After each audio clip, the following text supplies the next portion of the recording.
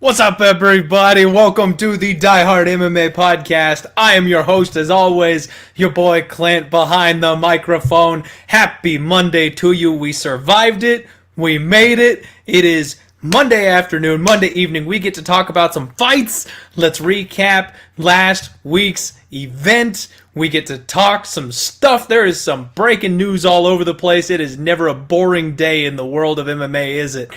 Oh, how's everybody doing today? Mark, we've got Alan, Epstein, the gambling wolf. We've got Joe, Murphy, Tim Johnson, Wuss Poppin' Maine. I love that name. That's fantastic. And you know what? I gotta tell you guys, I should probably wait a minute before I do this, but everyone's gonna be staring at me while we're doing the show. My guy, Josh Murphy, hoping to cash another Die Hard stimulus check, and I may as well go ahead and show it off. We got new t-shirts, folks. We got the Die Hard stimulus check. Hot off the presses. This boy is brand new. Just got it in the mail today. Those are going to be available over at Pub Sports Radio. Check out the merch shop where they've got my other Die Hard MMA t-shirts. They've got the one with the logo. They've got the Fireball and Popcorn t-shirt, which I love that one. The black and red is sick on it. And they've got the brand new Die Hard stimulus check, which, by the way, I'm the Statue of Liberty. That's my face. I love it. How's everybody doing this evening? Undertaker, Zap Popkin, we've got Oz Taylor, Kacho MMA, Agnesa J. I am so sorry. I can't pronounce that. I'm trying. Hi. I'm saying hi to you. Sharp Thoughts. We've got Drumstar, Ari Miller. Everybody. Thank you so much for hanging out. I love Mondays. I love the podcast. It gets me all excited. And it's always nice when we're coming off of a winning week. This was such a weird week, right? UFC 252 was absolutely bonkers. Like, what happened? Let's just dive straight on into it. I want to get that out of the way, and then we can talk about all the UFC breaking news and all that fun stuff. Let's recap last week. Let's talk about the bets, see where we went and where we went wrong, where we went right, what we could have done different and better. The night started off with Kai Kamaka, that last notice fight, short notice. We didn't really have a play on that one, didn't really care too much about it. It was a fun fight. I mean, heck, it was like fight of the night right off the bat. Those two boys came out and they were ready to throw down. Started off the fight card on the best foot we absolutely could have asked for. So that was fun. Kai Kamaka got it done, but he definitely didn't look like a massive favorite when it was all said and done. He was rolling early, but then Tony had something to say about that. Chris Daukaus comes out taking on Parker Porter, and he got it done in the first round, which was unfortunate because my little degenerate Hail Mary parlay, it was a little five-legger, almost 20-1 on that thing, and if he had just made it to round two, if they could have just squeezed over that 1.5 line, we hit all four other legs on that parlay. So I was a little pissed off because that could have been a glorious little sprinkle for our night.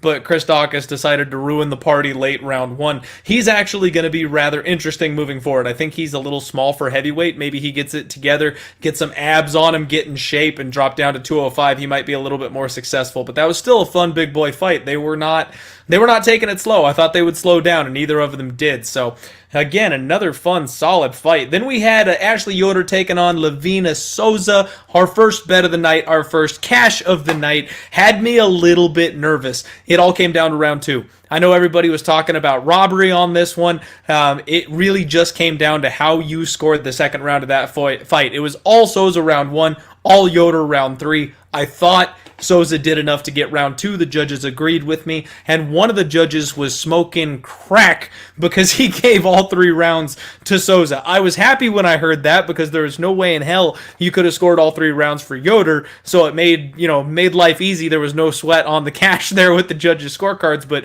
still a bad card. Even being the victor of it, still a bad card. We got some more fun names rolling in here. We've got Austin Station. I think I already shouted you out, but whatever. You get an extra one. Ramblin', Gambling, Sports in the chat. What's up, buddy? We've got Gamade, Anthony Chop. What's going on? Anthony, my friend, we are not talking Contender Series tomorrow, but we are going to be going live for Contender Series tomorrow. So if you haven't already, make sure you subscribe here to Odds HQ over on YouTube. I know you are watching over on Twitter. Make sure you come over to YouTube, subscribe to the Odds HQ channel. Me and the boys will be going live tomorrow, and we will be watching the Contender Series, giving out our picks, giving little breakdowns, stuff like that, all fast and ready to go in a hurry. All right, so then we had TJ Brown taking on Danny Chavez, and damn it, I didn't trust myself, man. The reads on the post-weigh-in show, that's the story of UFC 252, and it has been really ever since Odds.com got me going on the UFC recap weigh-in videos, because they've been straight fire, folks. My reads for the weigh-ins have just been spot on ever since we started doing them. Chavez comes through in a big way. I mean, TJ Brown was just out of his element. The toughness on TJ Brown, we got to give him credit. That fight was an absolute banger, and he was on the receiving end of a bad night. Chavez is a bad dude. It looks like he really shored up that takedown issue that he had before, and now that you can't take him down, you're stuck with him on the feet. And geez, he put a beating on TJ Brown. I'm a little bummed I didn't pull the trigger. I still expected TJ Brown to be able to out-grapple him enough to squeeze out a decision, but wow, if you made money on Chavez, congratulations. That was a good one. Felice Herrig made me cry a little. She broke my heart. We knew Verna Jandarova was probably going to beat her. I didn't expect it to be complete and utter domination from Jandarova. Poor Felice, I think she's just going to be done at this point. The game has passed her by. She was never really evolving with the game in the first place, but now that she's coming back off of an ACL tear, she's 35, 36 years old, something like that. Not great. Even though she's still built like a brick shithouse, that takedown defense and that knee instability is a huge problem. Vince Pichel taking on Jim freaking Miller.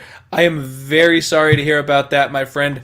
That last leg bust in the parlay never feels good. But the rest of us cashed on Vince Pichel, so your boy's a little happy about that. This was my second bet of the evening, Vince from Hell Pichel, and we sprinkled little 25, a quarter unit shot on Vince Pichel in round 3, and it was so close. It was so close. He came out in round 3. He was roaring at Jim. He was the guy that was ready to go. He had the big ground and pound. You could tell that Jim was fading. He threw that giant high kick. I thought it was there, guys.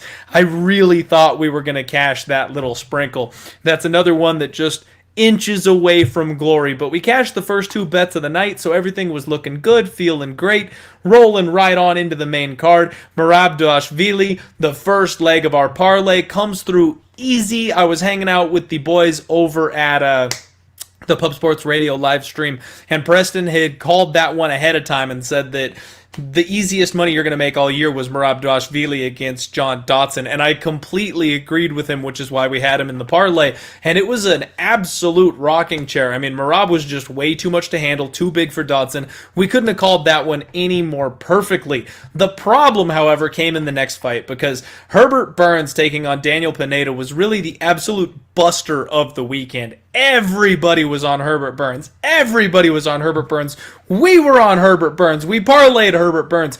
But if you tuned into the post-weigh-in video or you follow me on Twitter, you know we hedged off. We saw everything we needed to see. Herbert Burns was not himself on Saturday, folks. And this is something, I got to go on a little tangent here. This bugs the absolute crap out of me. Is I got messages and tweets from people saying that Burns is trash and he's garbage. And I was like, stop. Pump the brakes. Dude had a bad night. Dude had a bad weight cut. You could tell as soon as he stepped into the cage that he was simply not willing to be there that night. And I mean, just imagine, you roll over on a Tuesday morning and you don't feel like going to the office that day. These fighters have that too. And especially having a bad weight cut, which you could tell really drained it out of him. We saw it on the weigh-ins that he was not planning to miss weight. He was sucked out as all hell.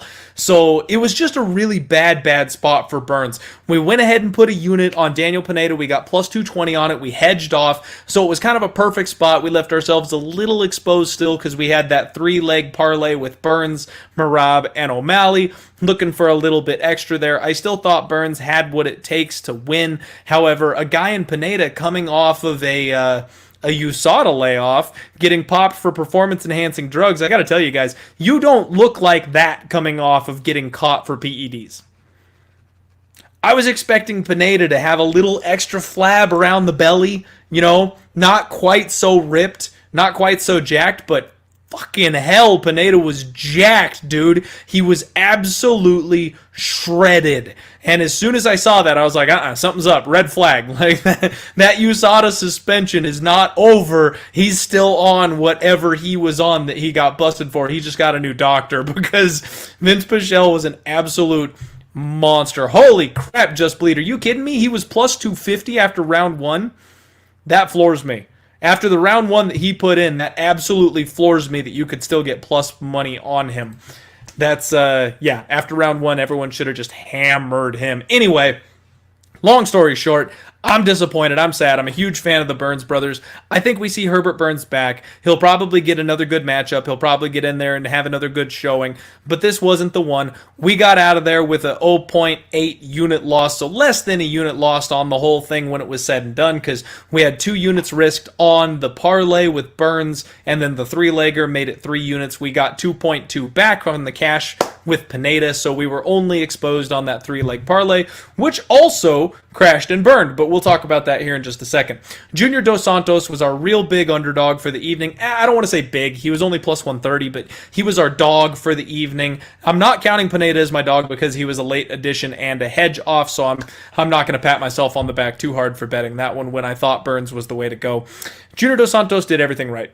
I mean, for a minute and a half, he did everything right. The only problem is he is getting up there, he is getting a little older, and you can't count out Jairzinho Rozenstruik in that power. Damn, man.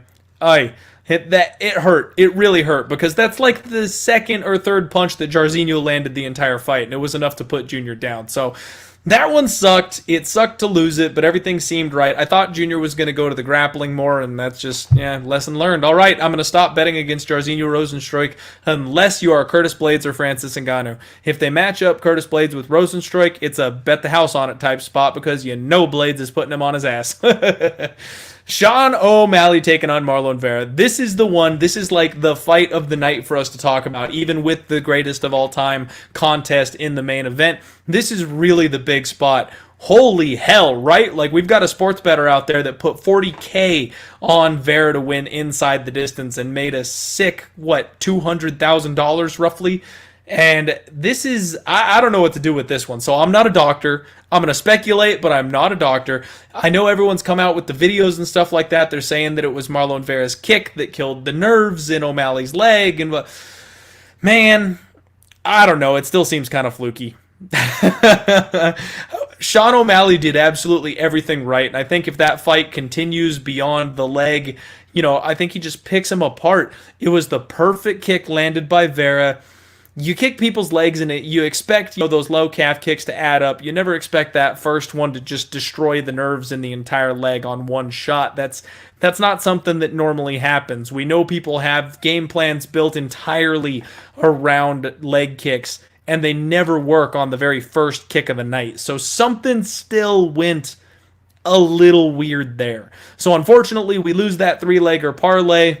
Like I said, less than a unit loss on those parlays because of the hedge, so not too bad. I'm really happy for everybody that cashed in on Vera. Like I said, I don't know. Just take the money and run. Take the money and run, because I don't know if that fight turns out the same way if it goes the full 15 minutes. But I love Marlon Vera. I'm happy he got the win.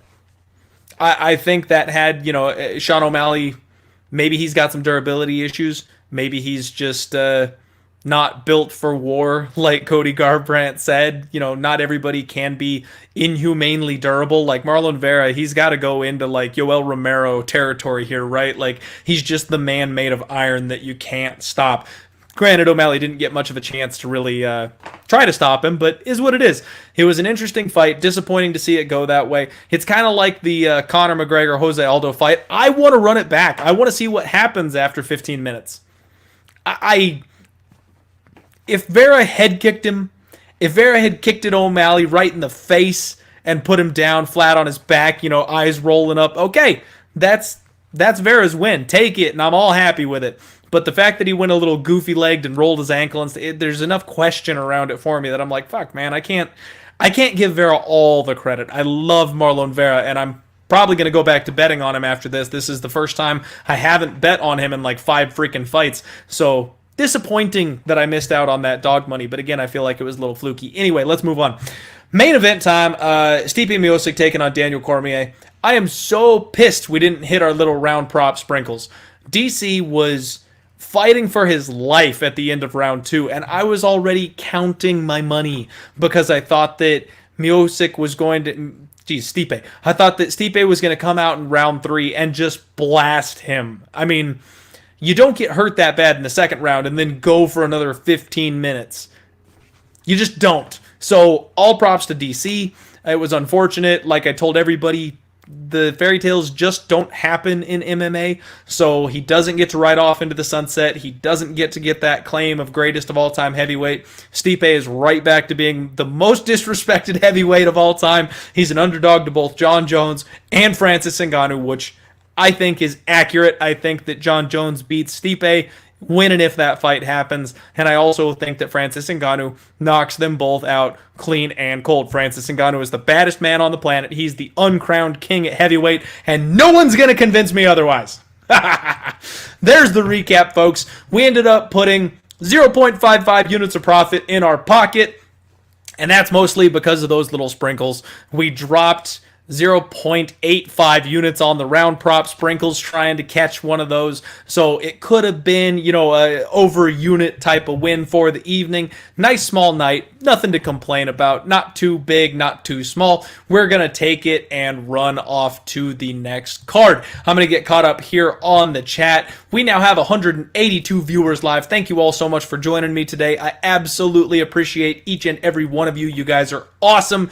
Do me a favor. Hit the retweet button on Twitter if that's where you found this bad boy. Let everybody else know where they gotta come for the MMA action here in town. That's the Die Hard MMA podcast and Odds HQ. Hit that subscribe button and the thumbs up for me if you haven't already, so YouTube falls in love with us. My boy Boston Nick in the house. We've got GC Yee Yee, and we've got 1D Ammo, the Rain 911, Pog LOCC, CJ Crawford. We've got the Toker. What's up, everybody? Love A13X, the Gaming Wolf again, Cyvern, Kevin, Nape, Eric No Child Support Velasquez. Fantastic name. All right. Everybody, I'm sorry, there's too many names for me to reply. I can't throw them all out there. There's too many of you. Kevin Koo, what's up, buddy? Let's get it. All right. Ari Miller, thank you, my friend. The degenerate parlay was fire. The big boys at the beginning of the night screwed it up for us. I know one guy who actually went ahead and reloaded that degenerate parlay after that first leg broke. He just went right back at it and cashed it on the 4 remaining legs that got it done. It's always really frustrating when it's the first or the last leg that blows the parlay because you're right there. You're so close. All right. Riley Winkle saying, my predictions have been off lately. Might have to unsubscribe. Well, I'm sorry to hear that, buddy. I went 7-4 last week. Not sure what else you're looking for. And really, we're profiting on the betting. So, I don't know what to tell you. We've got 199 people live viewing right now, and I want to talk about all the craziness that's happening in MMA real quick for just a minute before we get on to UFC Vegas 7. With all the new people in the chat, I want to stand up here and show it off. We got a new t-shirt. Head on over to Pub Sports Radio because this bad boy is hot off the presses. Get your die-hard stimulus check. Check it out. Isn't this thing awesome? I love it. And your boy is the Statue of Liberty. I'm loving it. Head over to the shop at Pub Sports Radio. They've got the Die Hard logo shirt. They've got the Fireball and Popcorn shirt. And they've got the brand new, hot off the presses, Die Hard Stimulus Check t-shirt. I was hoping that Stipe would win in the 4th round of the main event and we'd cash a nice big chunk there. And then I could tell you all, we've got a Die Hard Stimulus Check, so go get the shirt. But Stipe didn't cooperate with me. He felt like I poking Daniel Cormier and taking a round off instead, so... All right, so as you all probably know, John Bones Jones has vacated the UFC's light heavyweight title. I was blown away when I saw that. Absolutely blown away. Jon Jones has been the light heavyweight champion forever. And I mean, it just blows my mind that he actually vacated the title. So everybody else in his position wants to jump up a weight class and go for that champ status. I'm shocked that he's not trying to hang on to it. Like, the fact that he's just like, don't care about it, take it, fight over it, boys, here's your scrap. Like, he doesn't even want to try and take that second belt. That's a little crazy to me, because I know these guys get absolutely paid for being a champion. You've got to think the champs get to double dip on that pay, and floors me. But at any rate, we've got Jan Blachowicz taking on, totally blanking on, Dominic Reyes. Jan Blachowicz is fighting Dominic Reyes, and it's going to be for the vacant light heavyweight title. They haven't announced that yet, but with Jon Jones, walking away from the championship, it's got to be for the vacant light heavyweight title, right? Like, that's not announced yet, but I guarantee it's going to be. That is such a fun fight. I've been saying that Jan is the sleeper at 205 for a long, long time. Now he's going to take on Dominic Reyes, who arguably beat Jon Jones in their fight the last time out. That's a great fight, and I don't know. I feel like I understand people want to say that you can't solidify the next champion like that because the last champion walked away. They won't be the true champion, that kind of thing. But I feel like Dom was competitive enough with Jon Jones, and people are saying that he would win the rematch.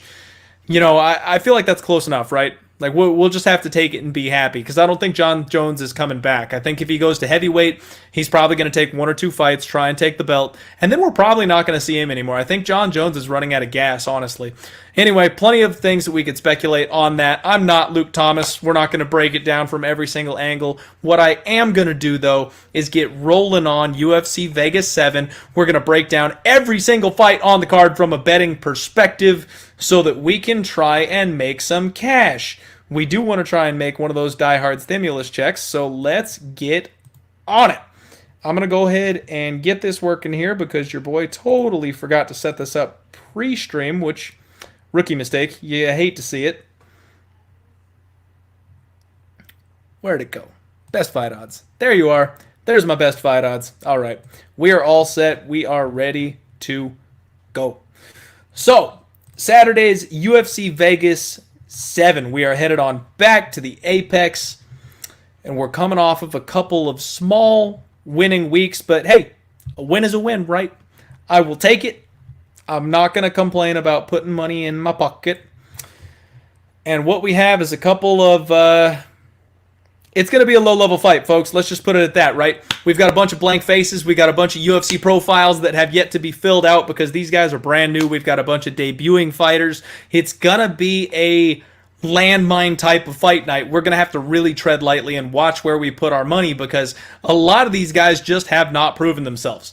So it's going to be interesting to see what happens here. I could see lots of crazy upsets. The favorites could sweep the board. No freaking clue. It's like another Contender Series card. So speaking of Contender Series, if you're here now, tune in tomorrow because me, my boys, Guru, Nick, and Mo, we're all going to be here live on Odds HQ. We're going to watch the UFC Contender Series with you tomorrow, and we're going to be trying to bet on those as well.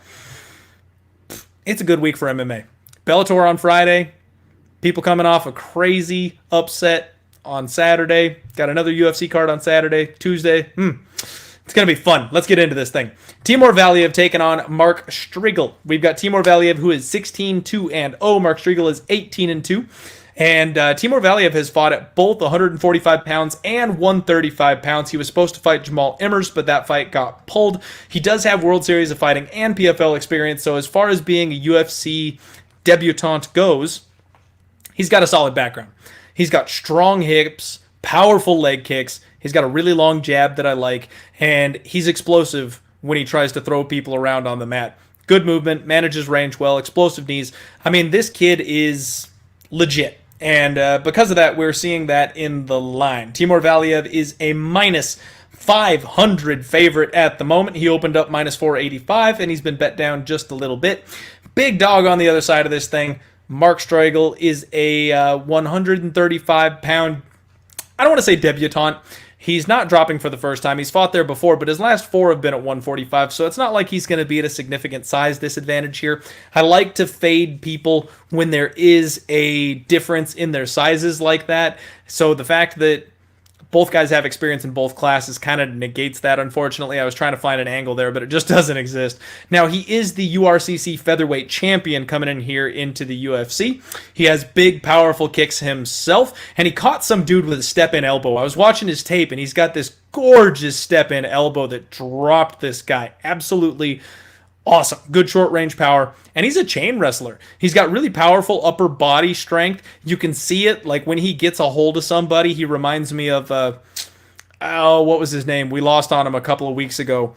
I'm mixing up my fighters here. Not Marco Madsen, the other super grappler. Anyway, he is all upper body. If he gets a body lock on you, you are in trouble. And when he gets you on top, he's got really powerful top control. He's a smother and grind type of fighter. He looks to just grind his opponents out, drain their gas tanks. He attacks with front chokes, and he's got a big, strong squeeze. He's also got strong hips, and he's an explosive guy.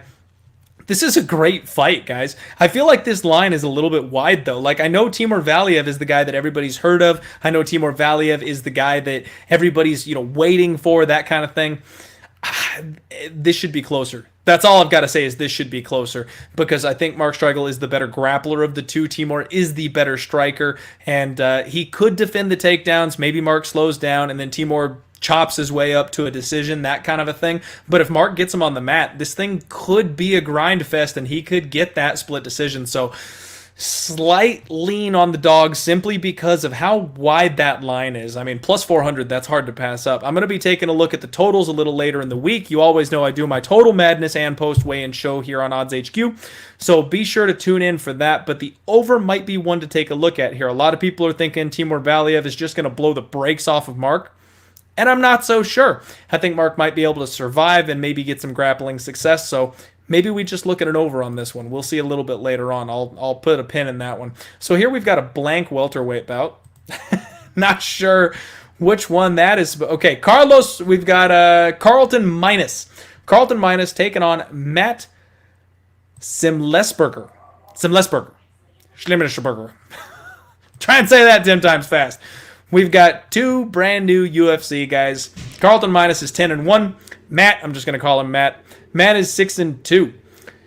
Carlton attacks with leg kicks constantly. All right, he does a good job of chopping at his opponent's base. I really like to see that. He works the jab. He's got good feints, good movements, and a really quick right hand, really quick right cross. He likes to rip the body with hooks. That's one of my favorite things in the world to see people do. It just drains you, just sucks on your gas tank when you get ripped to the body like that as you keep on going. Danny, what's up, buddy? How's everybody doing? I'm going to give another shout out to the chat. 244, that number's getting up where I like to see it. What's up, everybody? How you doing tonight? So I like Carlton Minus, 10-1, solid prospect, and he opened up at minus 365. Minus 365. Holy shit. And Matt on the flip side of this thing, he's 6-2. He is strong in the clinch, and he looks to bully his opponents. He likes to just push them up against the fence, kind of be the bigger, powerful man. He does have big power from short range, but he also gives up position and scrambles. What I've noticed from Matt is that he's extremely green. He dives on chokes. He goes for these low percentage submission attacks. He does have big ground and pound. If he can get on top of you and he can lay down punishment, his ground and pound is solid. I'll just leave it at that. I'm trying to think of a colorful way to say that his ground and pound is solid, but that's all I'm going to do here. His ground and pound is vicious.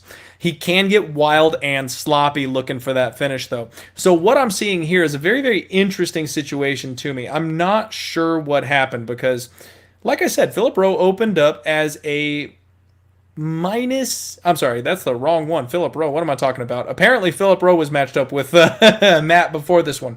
So Carlton Minus opened up at minus 365.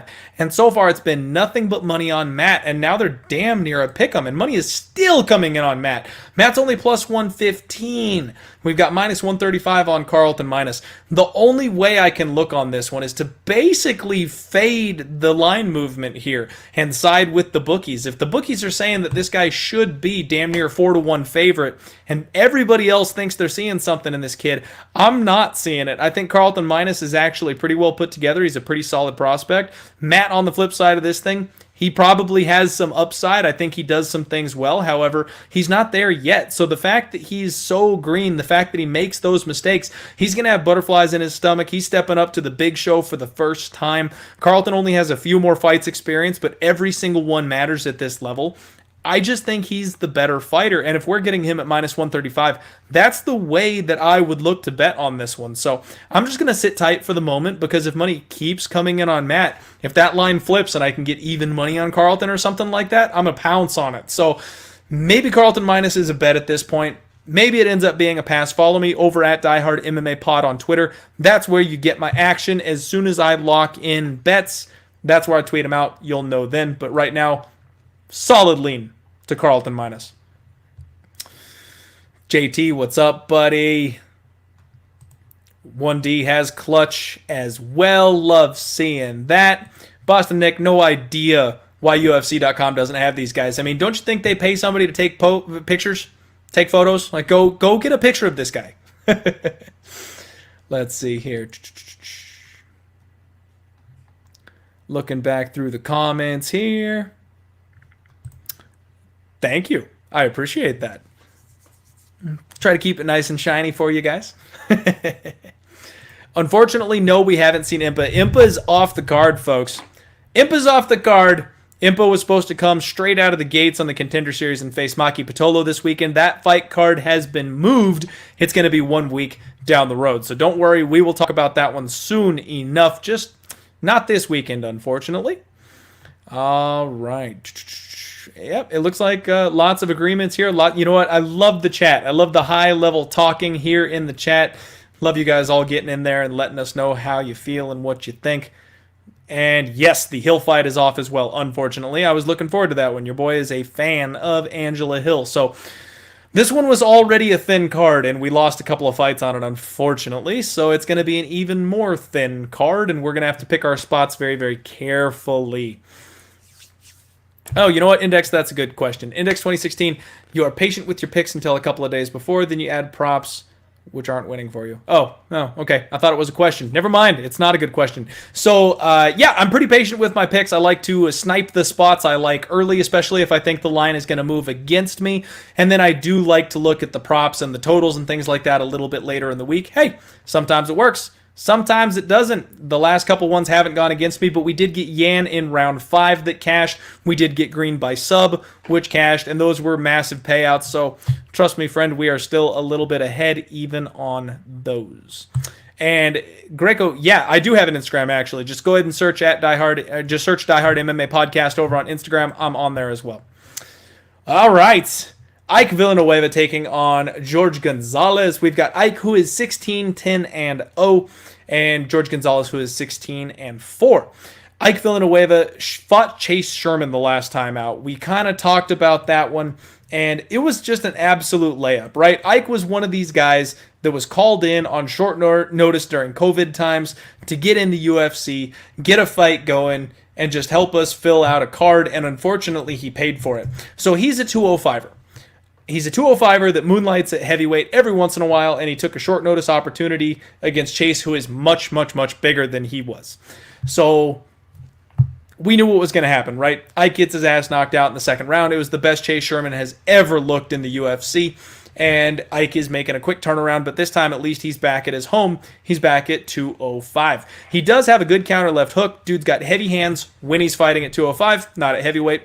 And he's absolutely tough. This guy is tough as nails. He's willing to take a beating. He's willing to get in there and trade. And we saw him with the spare tire against Chase Sherman. He's in great shape now. If you go over and check out his Instagram, he actually moved over to Extreme Couture. So he's training with guys like Francis Ngannou. He's training with Ian Heinisch. He made the move to Vegas permanently, and he's taking advantage of this opportunity. I'm pretty stoked about Ike Villanueva here. I see my guy JT MMA in the chat saying that George shouldn't be the dog here either. Weird line. I disagree, my friends. I went ahead and bet Ike Villanueva. I got him at minus 121. He's my first bet on this card. I really like Ike in this spot. I think this is a great bounce back opportunity for him. He's training at a good gym. He's leveled up here. And he really didn't get a chance to show what he's made of against Chase Sherman. Like I said, out of shape, no gas tank, up a weight class. That's not going to work. Now he's fighting at the right weight class against George Gonzalez, who's a bully. This is a guy that just stalks forward, constant forward pressure, and he relies solely on his power.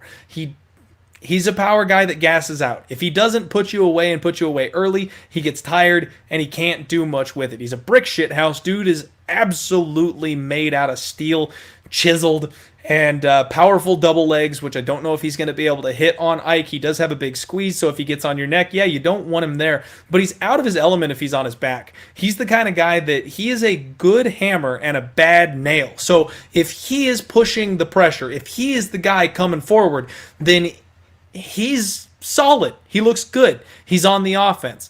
But if he's the guy moving backwards, if he's the guy on his back, he has absolutely no answers for what's coming at him. And on top of that, he really hasn't fought anybody. He's fought absolute bums. And he's got a solid record because he's fought these trash cans on the regional scene. I think Ike is in a much better spot now. I think he's in a much better camp. He's rejuvenated. I'm going to take the shot. Again, this is a really sketchy card, so may be what it is. If I have to eat the loss on this one, so be it. I'm going to go ahead and give Ike a shot here in his return to the UFC to make some good on it. What's up, Jack? Thanks for joining on the chat. Stamina issues for both. Yeah. Good call, Souza. That's not bad. Brandon Phillips. I disagree. I see an opening. I see an opportunity. Yeah, Just Bleed, not going the distance for sure. Agreed. I see a bunch of comments saying 205. Did I say heavyweight or something? If I said heavyweight, if I said 265, something like that, I apologize. Slip of the tongue. This fight is at 205 pounds. Light heavyweight, not heavyweight, which is part of why I'm betting on Ike. If he was going back up to heavyweight again, definitely wouldn't be pulling the trigger on that one. Jay got Ike at minus 110. Very nice. Very nice. You got a better line than I did. And a lot of people seem to like George, so there's a chance that minus 110 might pop up again. Let's take a look at what's going on here. At this point, George Gonzalez is plus 110. That line's been kind of ping-ponging around a little bit. Ike's about minus 120, minus 130 across the board here. He opened up minus 145, so I agree with the bookmakers on this one. I absolutely do. Absolutely do. So we're going to go ahead and take that shot and side with the bookmakers and pretend they know what they're doing. I'm so frustrated. I'm so frustrated. Hey, James, what's up, buddy? Thank you very much, my friend. And you're right, because the majority of the wins have been coming from that post-weigh-in show. It's been straight fire lately. Let's see. We doubled up on Calvillo. We doubled up on Jillian Robertson. We knew to avoid Joseph Benavidez, but at that point, I wasn't hedging off of my bets yet, so I told everybody else, if you haven't bet him yet, even though I already had not to. We got... Oh, geez, now I'm going blank. We faded Tubby. What was a couple fights ago when the guy came in off the couch? We doubled down hard on... Where'd he go? I'm looking back at the UFC schedule. You know what? I'm going to need to go back and do the post-weigh-in show and recap every single pick that we have made on that one. Yes, Lazez. Thank you, Undertaker. And that was like a plus 300 there, too. So, yeah, we've absolutely crushed some picks on the post-weigh-in show. That's been my best run so far since we've returned from COVID. So very, very, very happy about it. So UFC betting experience. I know you like Jared Gooden here, my friend, but I'm sorry to say that this fight is off. It's off. It's not happening. Jared Gooden pulled out. Collier, that's it. JT, my man. Thank you for showing up and helping out. Collier, that's the guy. So this fight's off. I'm very upset. I know Jared Gooden is a hot prospect. He's been around the regional scene for a long time. Lots of people waiting, exciting for this guy to get to the UFC. And then Dwight Grant, he's one that I'm actually really high on. I am very much looking forward to Dwight Grant being back in the octagon. I was looking forward to this fight. I thought this was a great matchup. But Jared Gooden apparently is injured, and it's off. It's off. So hopefully, crossing my fingers, they find like a regional scene type of guy to get in there against Dwight Grant, because he doesn't have any issues and he's been trying to come back for quite some time. So yeah, that's a hugely disappointing loss for this fight card. Hugely disappointing loss. And yeah, I think there's a very good chance of a replacement, actually. The UFC's been doing a really, really good job lately of getting people in there on short notice. I think they've got a list of roster guys, people in the nearby area that they're just saying, hey, you're close to UFC caliber, so stay in shape because that call is coming. So I'll bet you they probably find a replacement for Dwight Grant. They've got enough time. You know, most of these other ones, sometimes fights fall out like the day before weigh-ins and they've been getting replacements. They've got almost a week, so hopefully.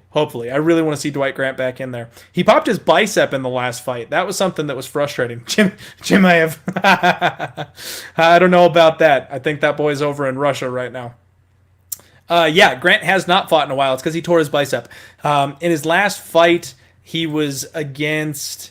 Let's see here. I took a note. I scrolled past my notes because I was moving on from it. But he was fighting Alan Jouban, and he tore his bicep in that fight, and it was really frustrating. I actually had a bet on Dwight Grant that night, and you could see the immediate reaction. It was so crazy. When his bicep tore, it went from being about this long to being about this long, like immediately. His bicep was like all right here, wound up. It was really weird, and he couldn't use it anymore in the fight. So really, really frustrating. That was a really close fight. All right, moving on. Austin Hubbard taking on Joe Solecki. This is a fight that is getting rebooked. Joe Solecki and Austin Hubbard were supposed to fight some time ago, and they have been rebooked. Joe Solecki caught COVID, so they had to go ahead and postpone it.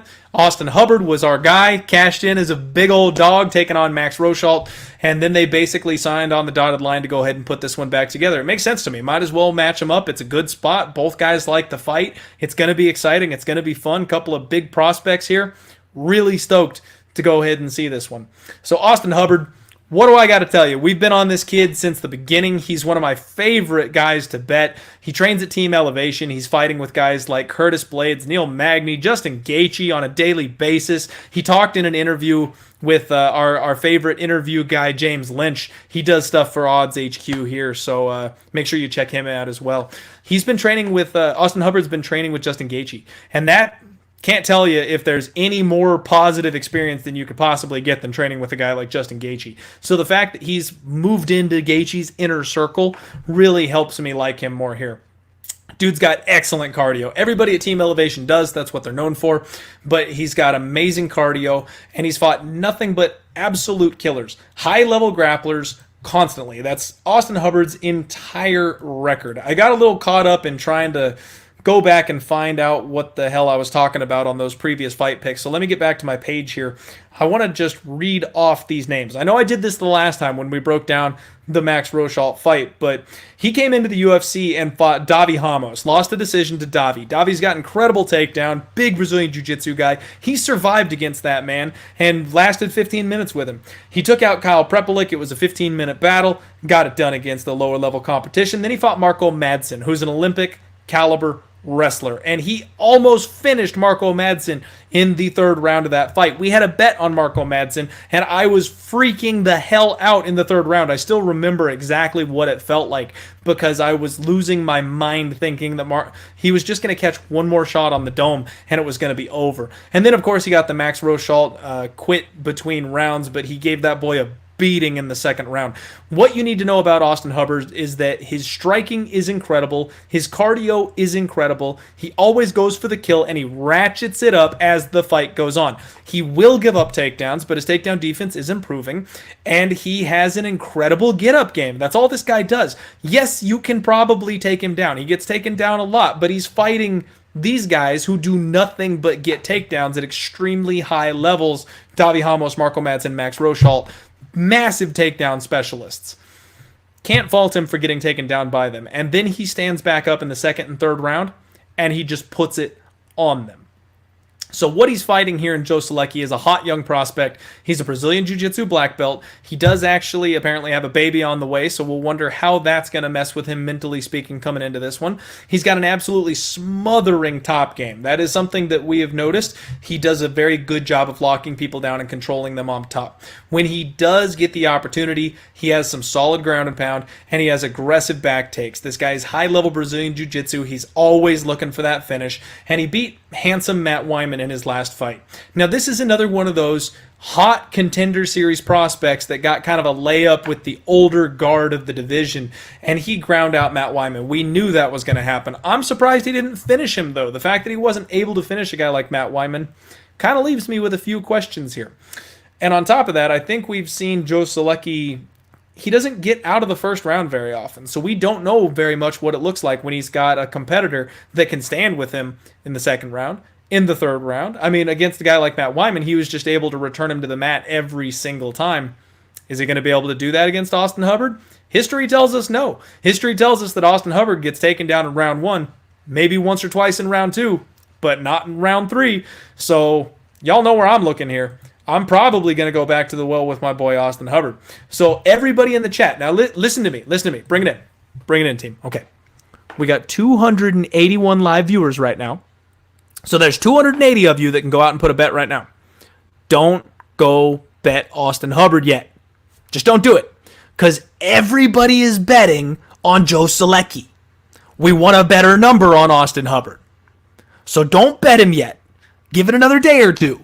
The more money that comes in on Joe Solecki is going to give us a better number on Austin Hubbard, and that's the only reason I haven't hit it yet. Tank Abbott saying, too late, Clint. I tried.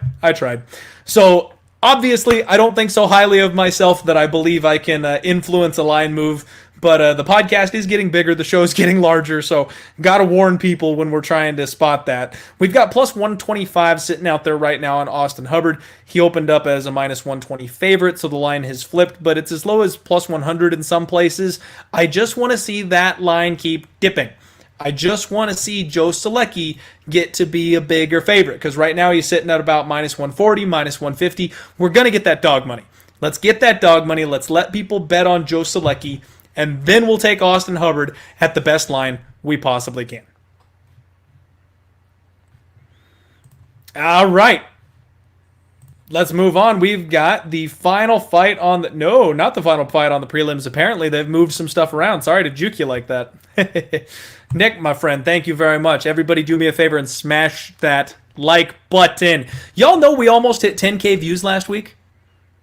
I know it was UFC 252. I know it was a big one. But we were at 9,400 views. There's not a single video on Odds HQ that's hit 10,000 views yet, and we were this close to getting it done on the Die Hard MMA podcast last week. So do me a favor, hit the like button, keep the comments coming. I love the interaction. You know I'll dive in those comments a little later in the week and reply to you guys. So if you've got any questions or anything like that, hit me. Feel free to follow me over at Die Hard MMA Pod as well, but I want to hit that 10K. I want that 10K. I want to be the first one on Odds HQ to get 10K views. Now, some of you who follow me on Twitter already know that we've got a play on this one. We've got Amanda Lemos taking on Mizuki Inoue. Amanda Lemos is 7-1. Mizuki is 14-5. She comes to us from Invicta. Amanda fights extremely long. She's got really good counter-striking. She does drop her hands and play around a little too much for my liking sometimes. But she has excellent leg and body kicks. What are you going to do? Got to make up for it somewhere. And she always looks for the body lock. That's something that I've noticed. She gets in there. She tries to suck her opponent in, lock him up, and then she's got excellent timing on her trip takedowns. The beauty of trip takedowns, speaking of which, sidebar, when your boy did Brazilian Jiu-Jitsu back in the day, I used to compete on the, extremely low-level circuit. I always went for trips instead of double legs because you end up on top. You end up in side control or half guard. You don't have to get by the legs. You don't end up in somebody's guard. You don't give up your neck or anything like that, when you trip them and drag them to the mat that way, you just end up in a better position. So I love that she does that, especially in the women's division, because a lot of them can get overpowered by her, and she ends up in an excellent dominant position on the mat when she does it. Once she ends up in that dominant position, she has excellent top control. She's got good shoulder pressure. She really makes it miserable for whoever is underneath her, and she's got a big squeeze on her. She's got some excellent chokes when she wants to use them. Mizuki Inoue on the other side is another fighter who I'm a huge fan of. I really like this girl. She's got some good stuff coming in the future, I feel like. She has really crisp hands, nice boxing, nice feints, makes her opponents nervous about what's coming at them down the pipe. Good head movement. She's got a forward pressure style, good dirty boxing, really tight in close, strong defensive grappling. She went a full 5 rounds with Virna Jandiroba. We just saw Virna choke out Felice Herrig, and she went a full 25 minutes with her. So the fact that Inoue was able to survive against that level of a grappler for 25 freaking minutes, that says something. Absolutely says something. She's really tough, doesn't quit, and she's really young too. She's only 25 years old. So I really like Inoue, and I think this is a really, really solid fight. Honestly, I think this is a really close fight. And because of that, I think we're getting some value here. I pulled the trigger on Amanda Lemos.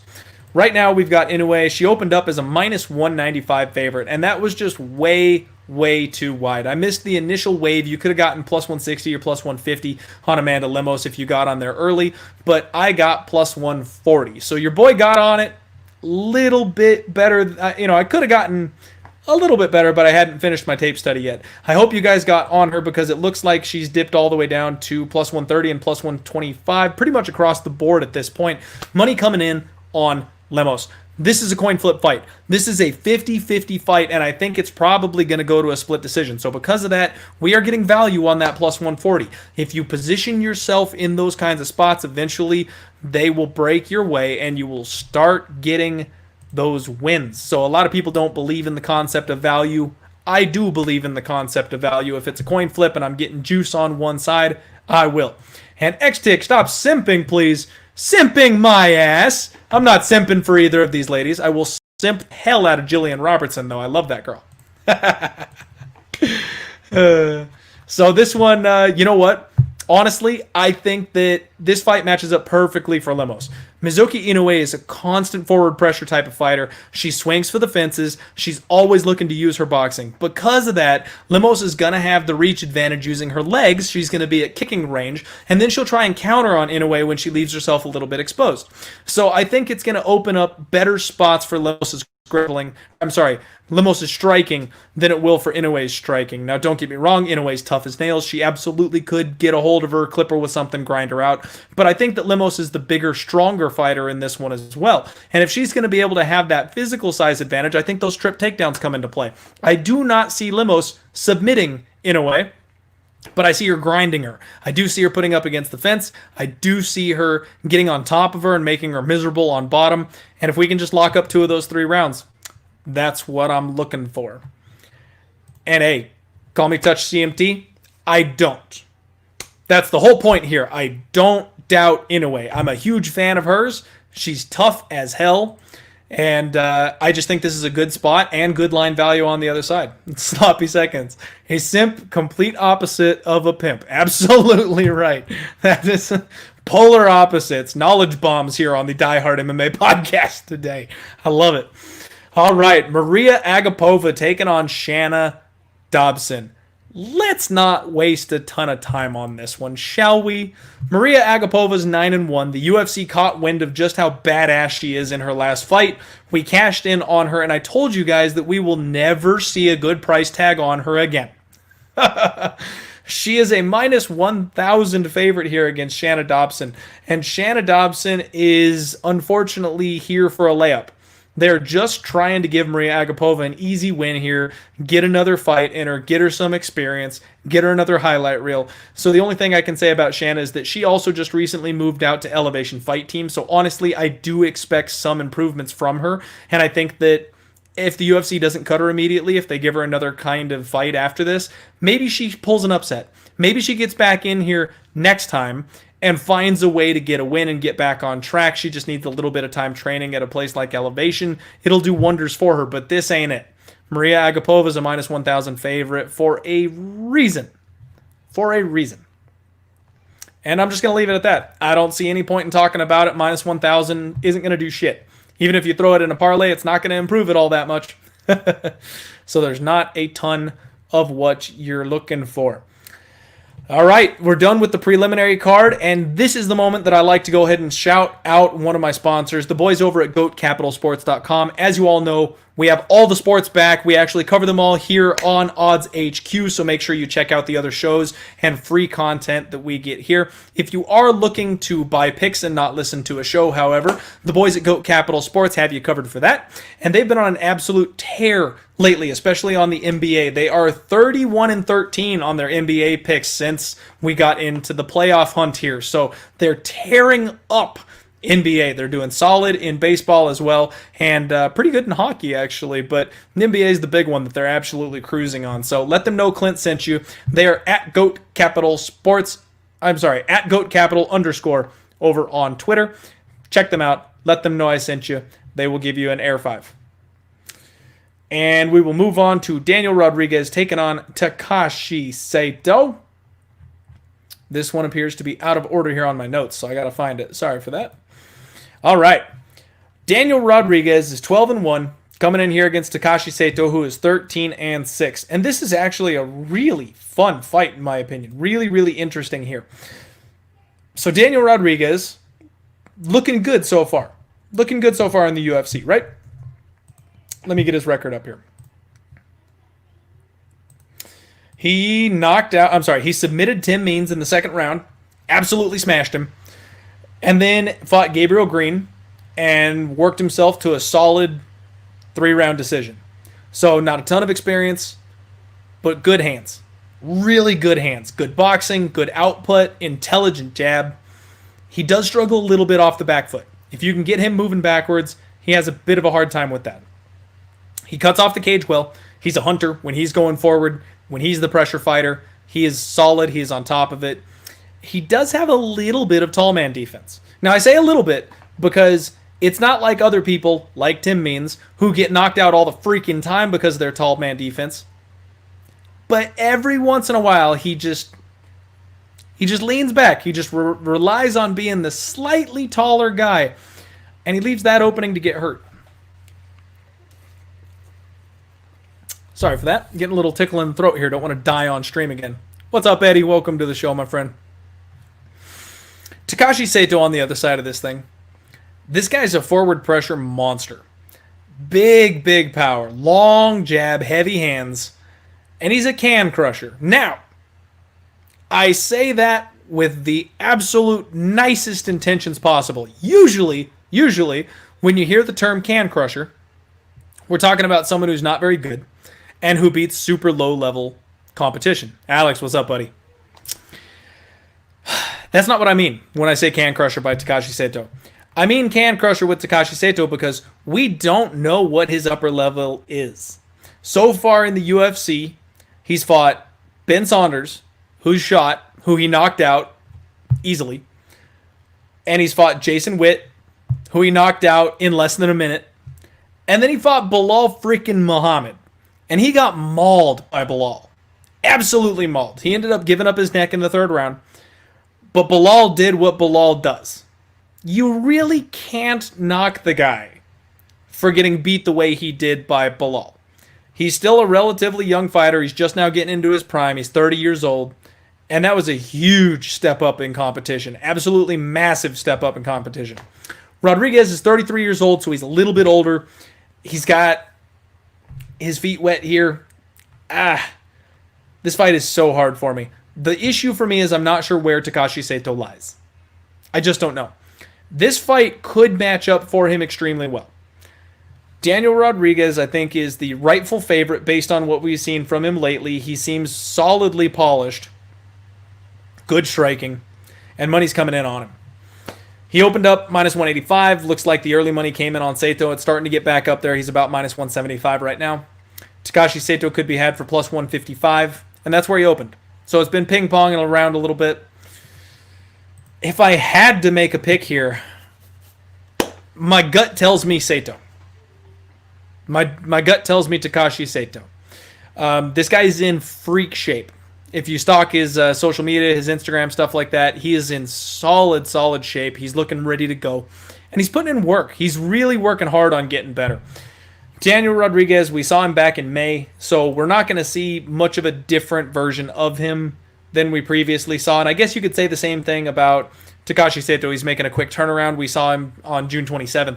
But he got out of there so fast, he flatlined his dude in less than a minute. So we still don't really know what he looks like and what improvements and things like that he's made.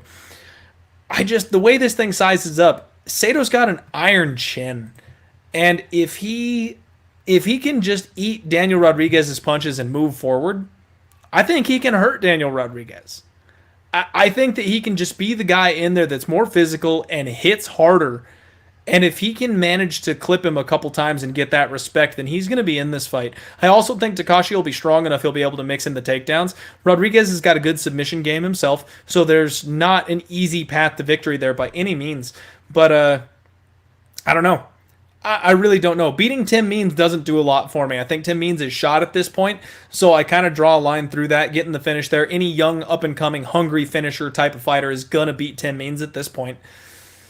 So he's still unproven. Both these guys have giant question marks for me, and I guess if I had to make a pick, I'd roll with the dog. And this one might turn into a bet a little bit later on. I'm going to be watching this one extremely closely when we get to the weigh-ins. When we get to the weigh-in show and we see what these guys look on the scales, we see them size up against each other, especially if Sato's got like a significant size advantage, that kind of thing. I'm going to listen to some interviews. And if that line gets wider, if I can get plus 170 or plus 180 on Takashi Sato, I probably have to take that shot just because I feel like maybe he's being a little bit disrespected here. And Sato by KO, yeah. Oops, wrong one there. Sloppy seconds here saying Takashi Sato is not a bad idea. Agreed. This one could grind, though. Daniel Rodríguez is a tough customer, so he may not actually end up getting the knockout. It might be a decision, and if you're getting plus 160, plus 170 on him, might just be worth it to play it straight. Team Main's hater. You're right. I love Tim Means. From like a fan perspective, from like a watching him fight perspective, I actually really like Tim Means. He's a cool dude. But yeah, when it comes to the UFC, just too much wear and tear, too much damage on him. He's one of my favorite fades. I absolutely like fading that guy and making some money.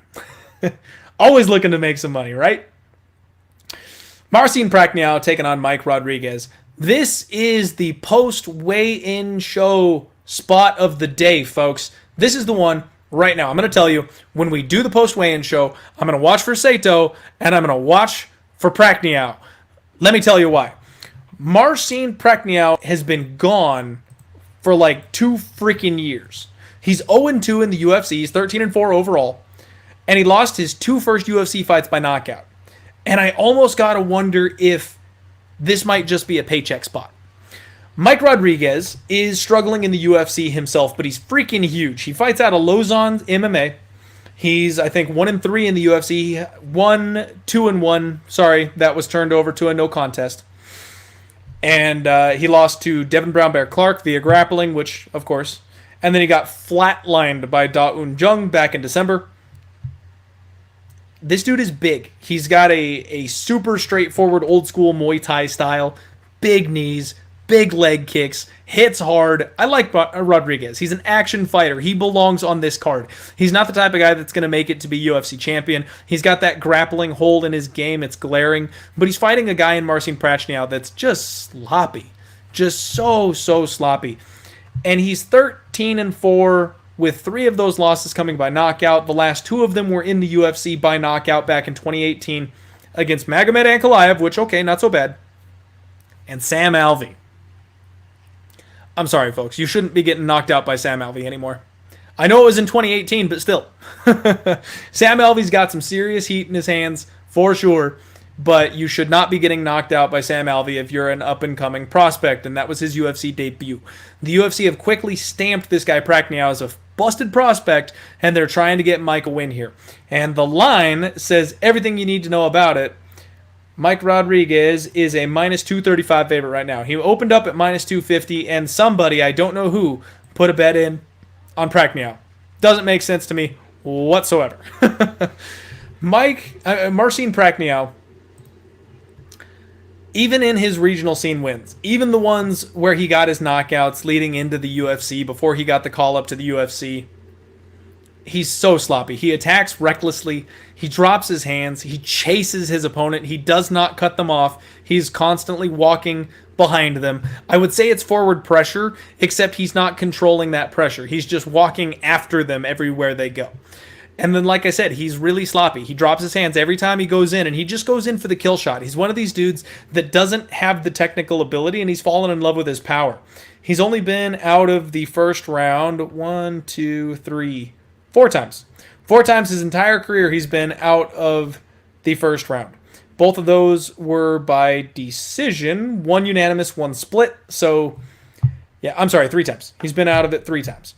So, yeah, this guy's just a first-round finisher that's fallen in love with his power, and since he's been in the USADA testing pool, has not fared very well.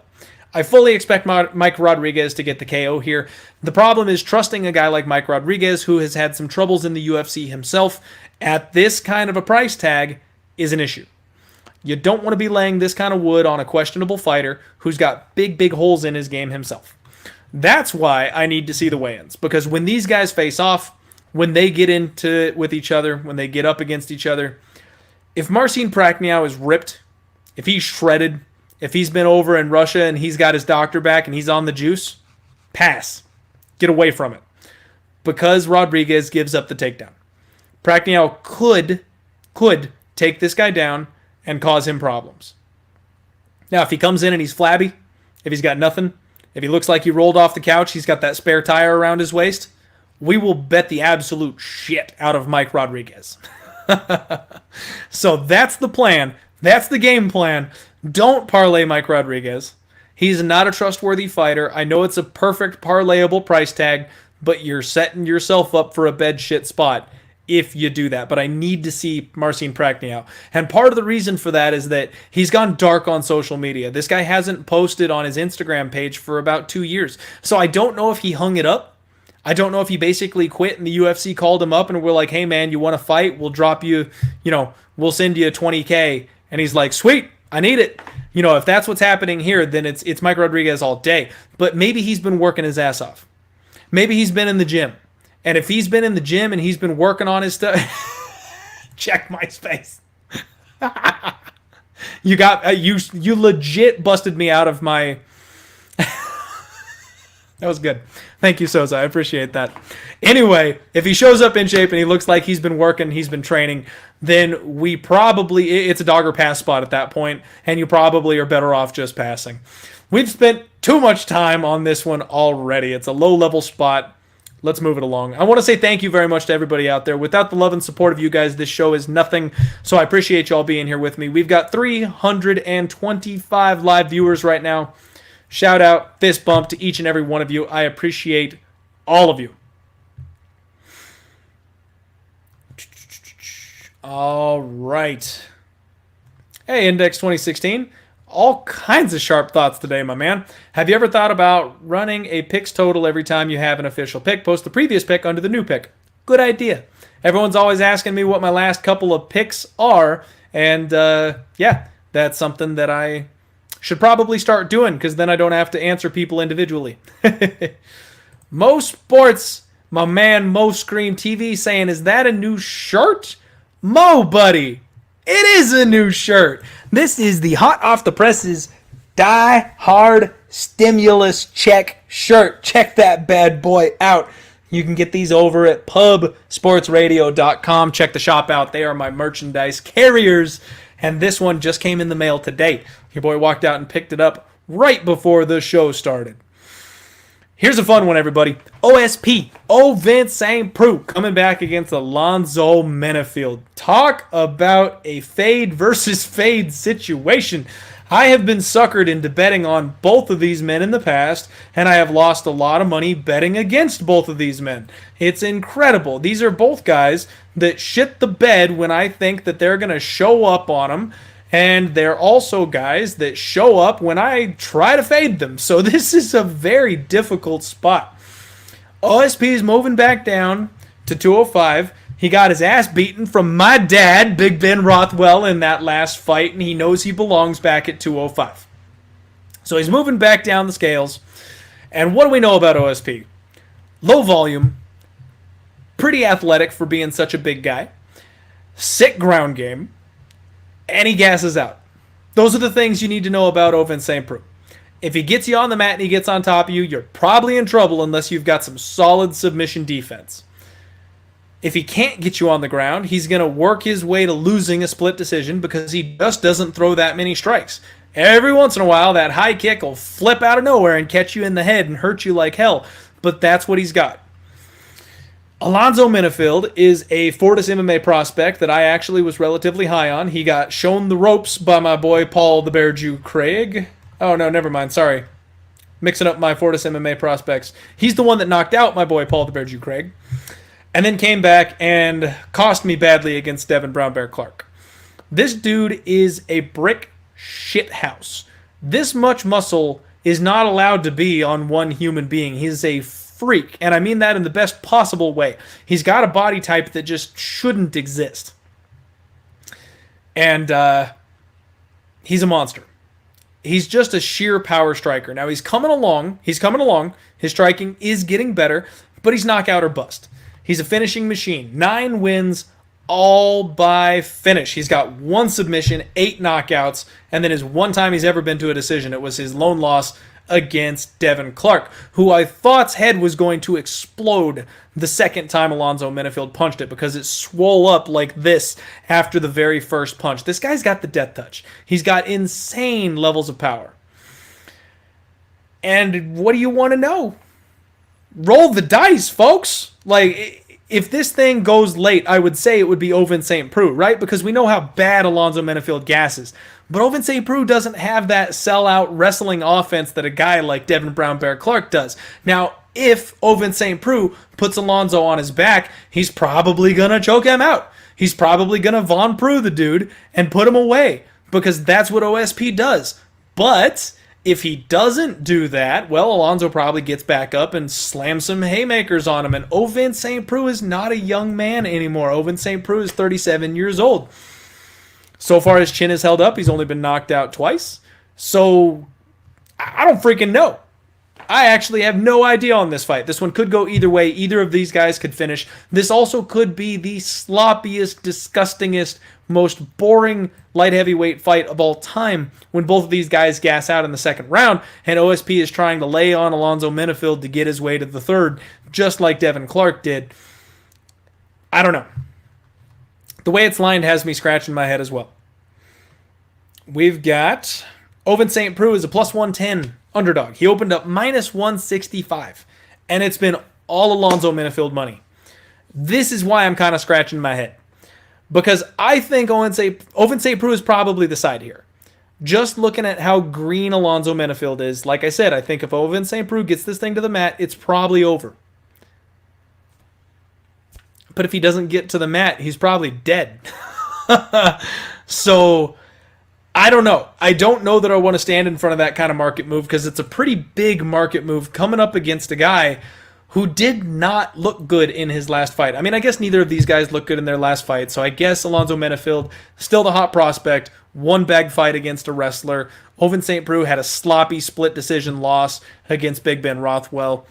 Maybe that's why we're looking at it that way, but I don't know. This one's probably just a FAPA fireball and popcorn fight for me. Probably just a pass. Hey, what's up, Gabe? Welcome to the show, buddy. It's always hard to hold down. You're absolutely right. He is. But the problem here is, you know as well as I do, man, OSP is huge. This guy is massive, and we've seen what he does on the mat with people. He's just the bigger man. So I know Alonzo's hard to hold down, but he also doesn't know what he's doing down there. He could give up his back. He could give up his arm. That Von Preux choke or rear naked choke, those are totally options here for a guy like OSP, especially when he's got the gas early in the fight. Michael Lunday, what's up, buddy? Maybe inside the distance. That's probably the way to look. I don't think the totals are... Oh, okay. So the early totals, it looks like the places that have them do have it set at 1.5. The under is even money. Under 1.5 is plus 100. And that's maybe not a bad look. Because either Alonzo Menifield gets choked out or he gets knocked out. Or Alonzo Menifield gets choked out or he knocks out OSP. So maybe that under isn't a half bad option. I'd like to win money once on my life on an OSP fight. See, James, and I'm on the other side where I'm the burned, jaded old man over here that's like, fuck 'em. I'm never betting on an OSP fight again. Unless something changes my mind a little later in the week. I'm probably just going to stay off that one. Hey, my boy Locker Room here in the chat. OSP, 52% convinced. All right, I like it. Like I said, I think OSP is probably the way that I would lean. Let's see where that line goes. Let's see what happens. Because at minus 130, if money keeps on pouring in on Menifield, I might have to take OSP. It's a dog night, folks. That's what we're learning this week, is that there's lots of sketchy fights on this card. There are lots of opportunities for underdogs, and even the favorites on this card are just simply not safe. This one could get absolutely wild. Absolutely wild. And here we go. We have reached the pinnacle of the evening. It is main event time, and I know we've set some kind of a record with the podcast only being about an hour and 15 minutes. Because we had fight dropouts. We're going to have more stuff to go over later in the week as they do some rebooking. You guys know the UFC. They're always going to shuffle things around. They'll probably throw together another one of those last-minute contender series type of fights where both guys are making their UFC debut and they just chuck them in there at the end of the week to try and fill the card out. So there's probably going to be some more stuff to look at a little bit later in the week, but here we are. Before we break down this main event, I just want to say thank you to each and every one of you one more time. We've got 330 live viewers, and for a shit card like this one, when there's MLB, when there's basketball playoffs, all this stuff's going on, you could be anywhere. You're choosing to be right here with me, and I appreciate each and every one of you. You guys are awesome. Remember, here on the Die Hard MMA podcast, we always promote positivity. We don't need to add to that toxic shithole that is Twitter. Here we go. Here we go. The legend Frankie Edgar returns. And he's finally making his bantamweight debut. This is the thing that we've all been waiting for, right? Realistically, Frankie Edgar probably should have been a bantamweight his entire career. Let's just go ahead and get that out of the way right now. He has been fighting men who are so much larger than him his entire career. And now that the UFC landscape has changed, now that these guys are all bigger, heavier, stronger, he's finally being forced to move down. Is it too little, too late? That's the question. Is it too little, too late? Let's dig into some of these numbers. I know I don't always like to get super number driven, but both these guys have a lot of numbers, so it makes it really kind of easy on this one. Let's start with the betting lines. Pedro Munhoz is a minus 250 favorite right now. Big chunky favorite here. Frankie Edgar between plus 180 and plus 210 on the comeback, which, if we're being real here, is not a bad line for a legend like Frankie if that's the side that you like. Frankie Edgar is 38 years old, so he is knocking on the door of 40. Bufo on the beat. What's up, buddy? Thanks for hanging out today. He's knocking on the door of 40. He's 38 years old, 23-8. Surprisingly, he's only got 2 knockout losses on his career. I know we all look back and we talk about how bad Frankie Edgar's chin is these days, but he's only been knocked out twice. One of those was the incredible knee coming out of nowhere from Brian Ortega. And then, was that an uppercut? I'm mixing that up, my bad. And then Chan Sung Jun flatlining him when he took that fight on short notice. So Frankie Edgar's been knocked out by 2 incredibly explosive guys. I think the Brian Ortega fight was on short notice too, wasn't it? I feel like it was. Am I remembering that wrong? Somebody remind me. Pedro Munhoz on the flip side of this thing, 33 years old, just barely skating out of the prime years of his fighting life, 18-4. He's done very well for himself lately. Dropped a split decision to John Dodson, put together a good, solid 3-fight winning streak over Brett Johns, Brian Caraway, knocked out Cody Garbrandt, cost me some money that night, and then dropped a decision to Aljo Sterling. So he's fighting the top of 135 at this point, and he's having some success. He looked very good in that Aljamain Sterling fight. So let's talk about what these guys are good at. Frankie Edgar has a constant threat of the takedown. High caliber wrestling, high caliber takedown offense. We saw him when he fought Yair Rodríguez. Absolutely big brother, that man. Took him down, beat him up, over. Good boxing, good head movement. He's really fast, and he does a good job of mixing in leg kicks and body kicks. Pedro Munhoz on the flip side of this thing, he has sharp boxing. Actually, these guys mirror each other really, really well. He's got big power, hard leg kicks. So he does everything that Frankie Edgar does, just maybe a little younger, maybe a little harder. 81% takedown defense for Pedro Munhoz. Aljamain Sterling went 0-7 on takedowns against him. He uses a front kick to maintain range really well. And as we saw in the Cody Garbrandt fight, he is more than willing to get into a firefight. This guy's chin is made out of granite. And he doesn't move his head. Never once will you see Pedro Munhoz move his head. So what this comes down to is these guys were a 3-round co-main event fight. And now they're going to be a 5-round main event fight. Frankie Edgar has so much championship experience that it's not even funny. Frankie's fought in title fights his entire career, essentially. Fighting Ben Henderson twice, Jose Aldo, the matches with Gray Maynard, BJ Penn, Uriah Faber. He's been a main eventer against Cub Swanson. He fought Max Holloway very recently. This dude knows how to go 25 minutes. We have never seen Pedro Munhoz in the championship rounds. And for me, that leaves a little bit of a question mark. Frankie Edgar gets the check in the wrestling department. Pedro Munhoz has excellent takedown defense. Pedro Munhoz gets the check in the jiu-jitsu and submission grappling department. He's a black belt. Frankie Edgar's been around the game long enough. He may as well be a black belt. He has solid takedown defense. And unless I'm mistaken, the man has never been submitted. I think this is going to be a stand-up fight. And I think the line should be a whole lot closer. I am not betting this fight yet. I don't know if I will. But if I had to make a pick, I would say that the value is going to be on Frankie. I know everybody's saying that it's an easy pick for Pedro Munhoz. But this is not your classic situation where the elder statesman is moving weight classes and probably should just call it a day. Frankie Edgar has been fighting somewhat competitively with the highest level of fighters in the world, even recently. He just went 5 rounds with Max Holloway and struggled with the height and the reach, but he was in that fight the entire time. Yes, he got knocked out by Chan Sung Jun, but the zombie is an absolute freak. I don't think Pedro has as much power as Chan Sung Jun does. He does have power, don't get me wrong. I'm not discounting him whatsoever.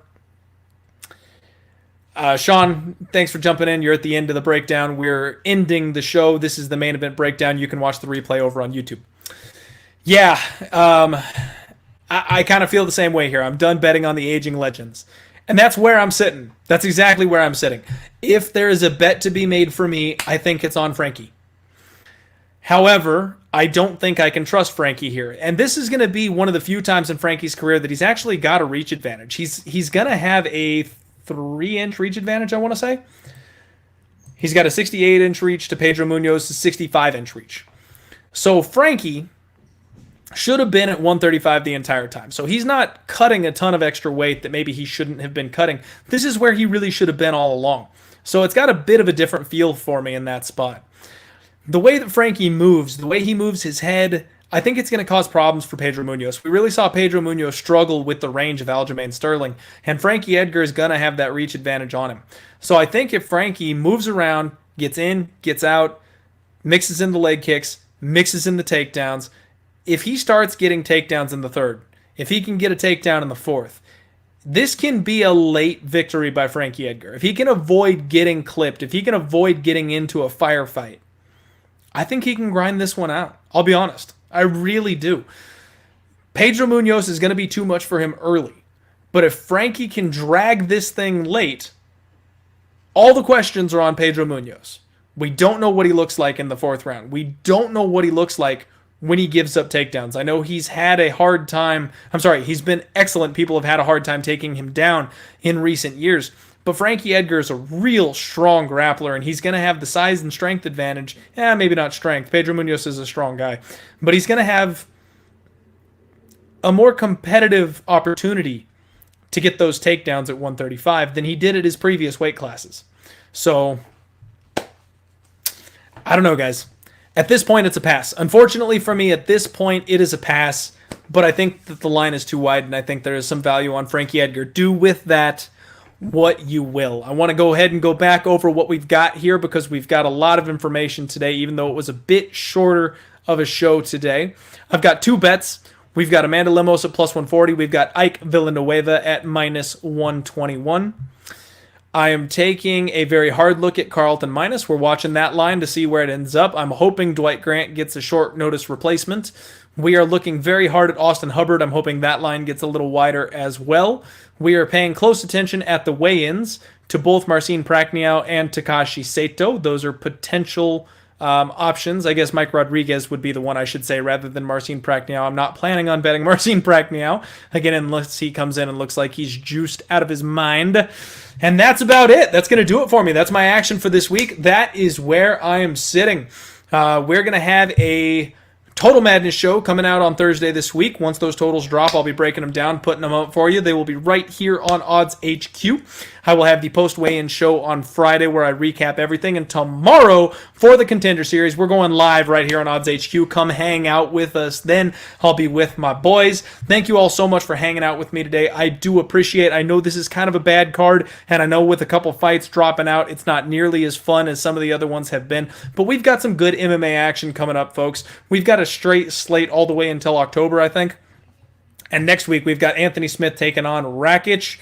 That's going to be a fun one. And coming up pretty soon here, we'll have Israel Adesanya versus Paulo Costa. So lots of good stuff on the horizon. Thank you all so much for the kind words here in the chat. The Gaming Wolf, Shana Tuma, Buffo on the Beat, Zabel. We've got Game Day JT. We've got Neil Security, Sloppy Seconds, 1D Ammo, Tank Abbott, Fernbird ENT, GC Yee Yee, Gabe Killian, Index 2016, Boston Nick MMA, Most Green TV, all my folks, all my boys. Thank you all so much again for hanging out with me. And as always, I just want to go ahead and give my little note of positivity here. Remember, everybody, we are living in a world where there are tough times right now. We are lucky enough to have sports and especially to have MMA to watch and to bet on and to distract ourselves. We have an excellent culture here at Odds HQ. We focus on the positivity. We're not trolling fighters. We're not talking shit to each other. It is okay to disagree. It's okay to be on opposite sides of each other. And remember, this is gambling, folks. We're rolling those dice. The best bettors in the world only win 55%. So if we're squeezing out those wins, that's not a bad thing. And everybody's going to have losses. Those losing days, they come, they happen. It's going to happen to all of us. You're getting real here at Odds HQ. You have real sports bettors who are putting our names or reputations on the line. We're giving you all of our information for free. So do us a favor, hit that thumbs up button, hit the subscribe button. Go out and be that positive person in the world that you are looking for. You will attract more positive people like yourself, and you'll be a better person for it, and you'll be a happier person for it. You all have a great week. We'll see you soon. As always, let's roll.